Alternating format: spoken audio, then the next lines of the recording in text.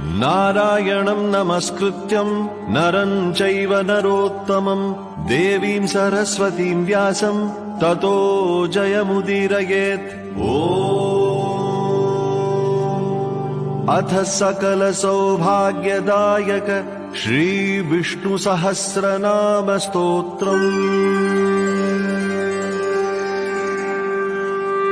शुक्लांबरधरं विष्णुं शशिवर्णं चतुर्भुजं प्रसन्नवदनं ध्यायेत् सर्वविघ्नोपशान्तये। यस्य द्विरदवक्त्राद्यः पारिषद्यः परशतं विघ्नं निघ्नन्ति सततं विश्वक्सेनं तमाश्रये। व्यासं वसिष्ठनप्तारं शक्तेः पौत्रमकल्मषम् पराशरात्मजं वन्दे शुकतातं तपोनिधिं। व्यासाय विष्णुरूपाय व्यासरूपाय विष्णवे नमो वै ब्रह्मनिधये वासिष्ठाय नमो नमः। अविकाराय शुद्धाय नित्याय परमात्मने सदैकरूपरूपाय विष्णवे सर्वजिष्णवे।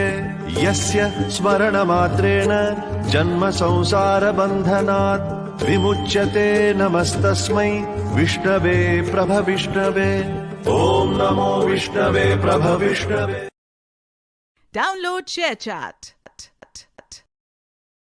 Download ShareChat.